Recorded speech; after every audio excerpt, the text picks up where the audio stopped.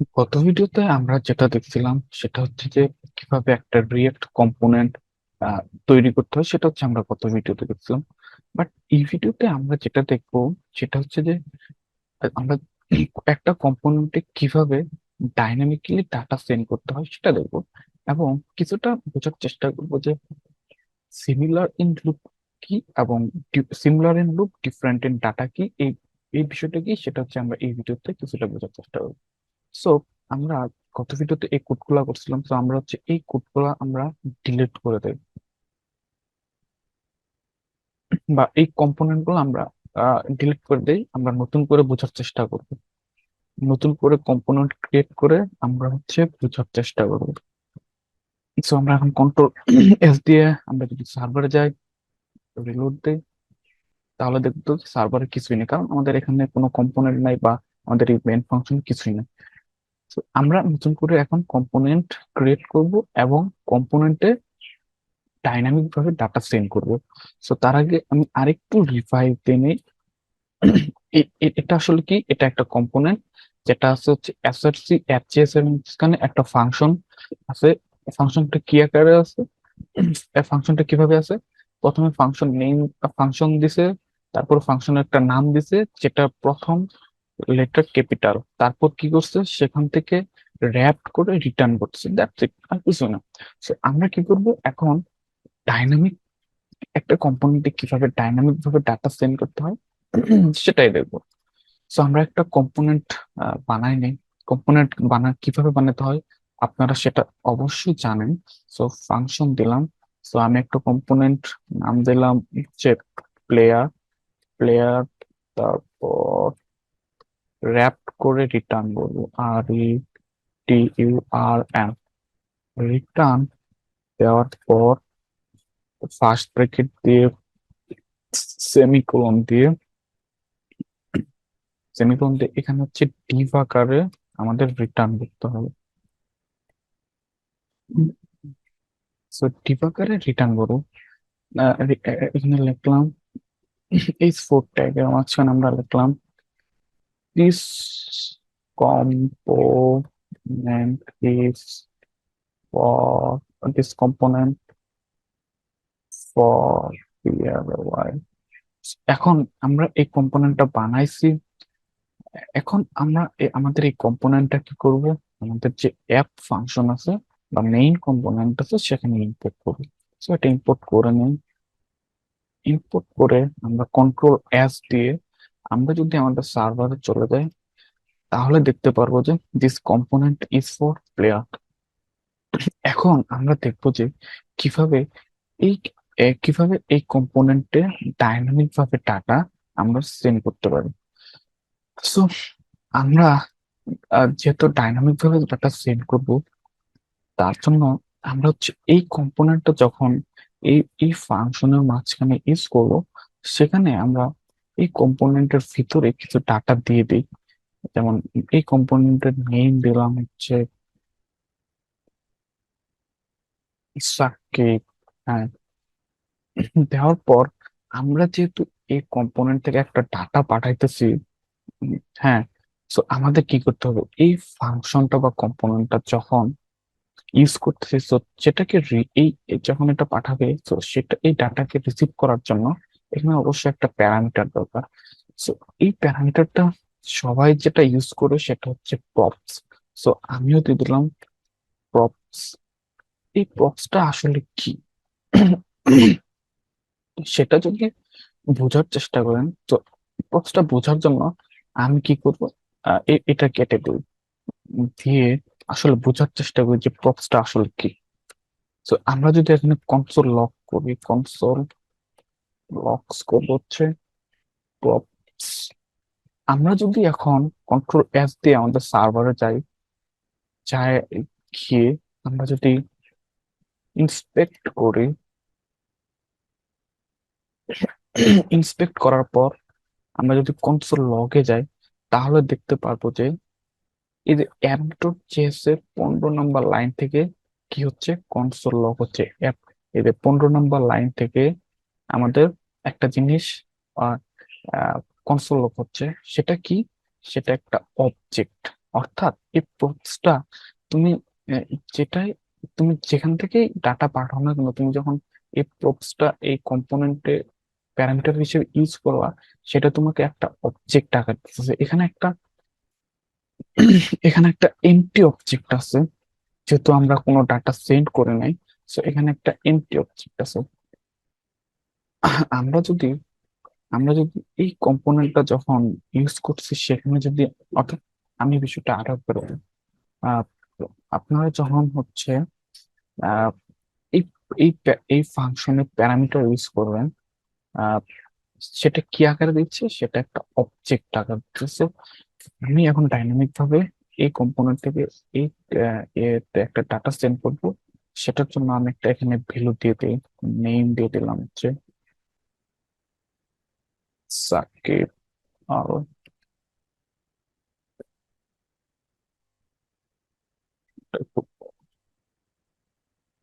Shakib Al Hasan. So এখন যদি আমরা আবার কনসোল লক করি, তাহলে দেখতে পারবো যে সাকিব আল হাসান অবজেক্ট আকারে দিচ্ছে। হ্যাঁ, আমি একটু বড় করে দেই। সেটা কি, এটা একটা অবজেক্টের মাঝখানে, নেম প্রপার্টির মাঝখানে অবজেক্ট। সো প্রপসটা আসলে কি আকারে হচ্ছে, প্রপসটা হচ্ছে যে অবজেক্ট আকারে কনসোল হচ্ছে। সো আমরা যেহেতু এখানে ডাটাটা পাঠাই দিছি ডাইনামিক ভাবে, সো আমরা চাইলে কিন্তু আমাদের সার্ভারে ডাটাটা দেখতে পারি যে আসলে কি ডাটাটা, যে ডাটাটা সেন্ড করছিল, সেই ডাটাটা কিন্তু আমরা চাইলে হচ্ছে এখন দেখতে পারি। হ্যাঁ। সো এটার জন্য কি করতে হবে আমাদের, আপনারা কিন্তু দেখছেন এই প্রপসটা কি একটা অবজেক্ট। সো এই যে ডাটাটা সেন্ড করছে এখান থেকে, সেখানে এখন আমরা যদি হচ্ছে আমাদের এই সার্ভারে দেখতে চাই, তাহলে আমাদের সেই অবজেক্টটাকে ডিস্ট্রাকচারিং করতে হবে। ডিস্ট্রাকচারিং কি, এটা কিন্তু আপনাদের জানতে হবে। আমি আগে বলছিলাম যে রেড শেখার জন্য যাতে শিখতে হবে, তার মধ্যে একটা অন্যতম হচ্ছে ডিস্ট্রাকচারিং, কিভাবে অবজেক্টকে ডিস্ট্রাকচারিং করতে হয় সেটা ভালোভাবে শিখতে হবে। সো যাই হোক, আমি আশা করি আপনারা সবাই বুঝছেন কিভাবে ডিস্ট্রাকচারিং করতে হয়। তো আমরা যদি এখন যে ডাটাটা সেন্ড করছে এটা যদি আমাদের সার্ভারে দেখতে চাই ডাইনামিক ভাবে, তার জন্য আমাদের কি করতে হবে, এই এই এই অবজেক্ট এই অবজেক্টটাকে স্ট্রাকচারিং করতে হবে। কিভাবে স্ট্রাকচারিং করবো, তো আমরা নামটা এই 5 ট্যাগের মাঝখানে দিলাম। দেওয়ার পর আমরা এখানে দিলাম যে props ডট নেম যদি আমরা দিই, তাহলে আমরা কন্ট্রোল এস দিয়ে আমরা যদি আমাদের সার্ভার যাই, দেখতে পারবো কিন্তু যে আসছে সাকিব আল হাসান। আমরা সেটা এই সার্ভারে দেখতে পাচ্ছি। So, আমরা চাইলে আরো আমরা আমরা চাইলে যত ডাটা সেখান থেকে পাঠাতে পারি আমাদের ইচ্ছা। So, আমরা চাইলে এখান থেকে তার প্রফেশন বদলে দিতে পারি, আরো প্রফেশন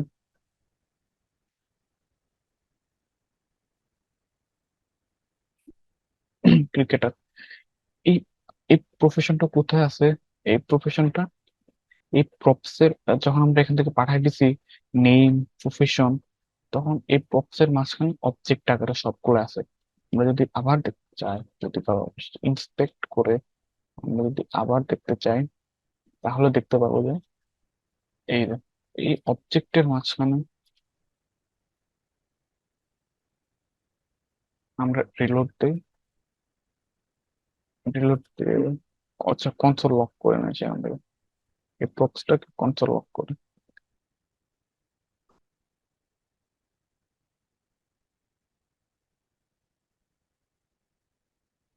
তো এখন যদি আমরা দেখতে চাই, এই যে অবজেক্ট আসছে, এখন অবজেক্টের মাঝখানে কি আছে, নেম আছে এবং প্রফেশন আছে। So, এটা কিন্তু একটা অবজেক্ট। হ্যাঁ, এই যে এইগুলো কিন্তু প্রপস যখন ইউজ করতে তখন এখান থেকে যা ভ্যালু আমরা পাঠাই না কেন, এখানে আসে কি হচ্ছে, অবজেক্ট আসছে। এবং আমাদের এই ভ্যালু গুলা দেখাতে চাইলে সেগুলা আমাদের কি করতে হচ্ছে, ডিস্ট্রাকচারিং করতে। So, আমরা প্যারাগ্রাফের মাঝখানে দিলাম যে প্রফেশন, আর ও এফ ই, প্রফেশন তারপর হচ্ছে ওই সেই প্রপসের প্রপ যে অবজেক্টটা, সেটাকে আমরা স্ট্রাকচারিং করবো। সেটা কিভাবে? Props dot profession. সো আমরা যদি এখন আমাদের কন্ট্রোল এফ দিয়ে আমাদের সার্ভারে যাই, তাহলে দেখতে পারবো যে সাকিব আল হাসান এবং তার প্রফেশন হচ্ছে ক্রিকেটার। তো আমরা এখানে আরেকটা লিঙ্ক দেন, সেটা হচ্ছে মেইন।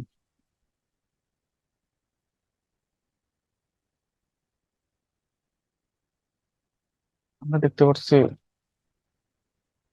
যে প্রফেশন কি, নেম কি সাকিব আল হাসান, আর প্রফেশন কি ক্রিকেটার। সো আমরা চাইলে কিন্তু আরো অনেক ডাটা পাঠাতে পারি, যেমন এখানে একটা তার আহ, তার কান্ট্রি দিতে পারে। তো আরেকটা ডাটা পাঠাতে পারে, সেটা কি COMT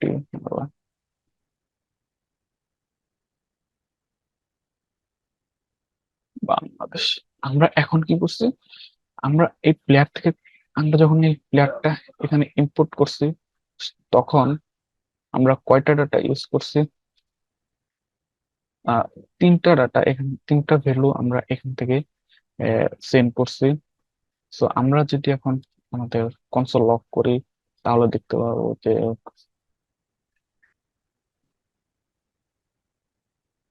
এই যে তিনটা জিনিস আছে, একটা হচ্ছে কান্ট্রি, নেম, প্রফেশন। সো আমরা যদি আমাদের এই কান্ট্রিটা আমাদের এই সার্ভারে দেখাতে চাই, তাহলে কি করতে হবে? তাহলে যেটা করতে হবে সেটা হচ্ছে স্ট্রাকচারিং করতে হবে। আমরা এটাও প্যারাগ্রাফের মাঝখানে রাখলাম।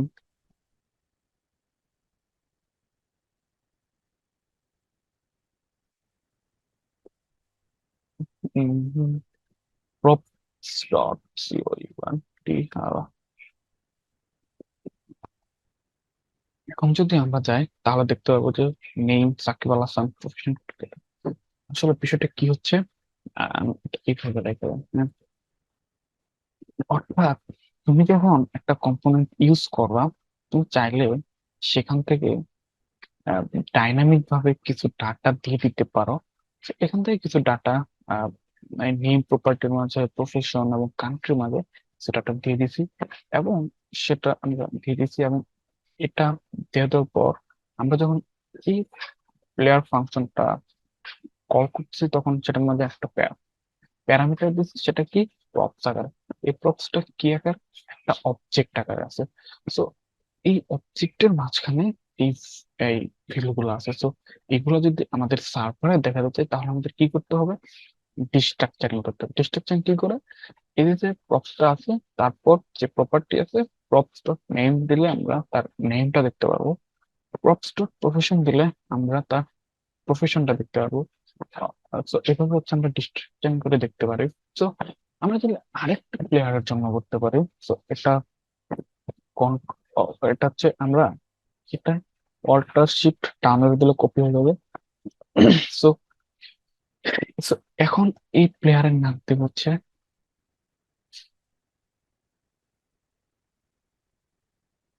আমি Iqbal, profession cricketer, country Bangladesh. এখন আমরা সার্ভারে কি দেখতে পারবো? এই প্লেয়ারটা কয়বার ইম্পোর্ট করছি? দুইবার। বাট প্রথম যে কম্পোনেন্টটা ইউজ করছি, সেখান থেকে একটা ডাটা বার আসছে, সেটা হচ্ছে সাকিব আল হাসানের জন্য। আর সেকেন্ড যে কম্পোনেন্টটা ইউজ করছি, সেই কম্পোনেন্টটা হচ্ছে তামিম ইকবালের জন্য বানাইছি। সো বাট বানাইছি। সো আমরা যদি এখন আমাদের সার্ভারে যাই, তাহলে দেখতে পারবো যে তাহলে দেখতে পারবো যে আহ, এটা হচ্ছে দুইবার যেহেতু ইউজ করছি, so আমরা দুইবার দেখতে পাচ্ছি। একটা হচ্ছে সাকিব আল হাসানের জন্য, একটা হচ্ছে তামিম ইকবালের জন্য। তো আমরা এটা কেটে দেখ, এটা দুইবার কন্ট্রোল দিলাম। সো এভাবে কিন্তু আহ এভাবে কিন্তু আমরা কি ডাইনামিক ভাবে ডাটা পাঠাতে পারি, হ্যাঁ? সো এটা আমরা আরেকটু সাজাই। সাজানোর জন্য আমরা ডিজাইন করি, হ্যাঁ? ডিজাইন করি। এটা হচ্ছে ক্লাস নেম দিয়ে দিলাম। So, আরেকটা বিষয়, আমরা এতদিন জাভাস্ক্রিপ্টে শুধু ক্লাস ইউজ করছি, বা রিয়েক্টে এসে ক্লাসের পরিবর্তে আমাদের কি ইউজ করতে হবে? Class name. সো আমরা এই ডিপটাকে ক্লাস নেম দিলাম হচ্ছে PM লেয়ার দিলাম। হ্যাঁ, এখন এটা ডিজাইন করার জন্য আমাদের কোথায় যে কি করতে হবে, অ্যাপ ডট সিএসএস যেতে হবে। যাওয়ার পর আমরা হচ্ছে ডট প্লেয়ার দিলাম। প্লেয়ারের ব্যাকগ্রাউন্ড কালার একটা দেয়, এই যে এটা দিলাম। উম, দিলে এখন যদি আমরা কন্ট্রোল এস দিই, আমরা কি দেখতে পাবো যে এটা ব্যাকগ্রাউন্ড কালার হয়ে গেছে। সো আমরা আরেকটু ডিজাইন করি, সেটা হচ্ছে প্যাডিং দিয়ে দেই। প্যাডিং 10 পিক্সেল দিয়ে দেই। বর্ডার বর্ডার দিয়ে দেই যে 3 পিক্সেল।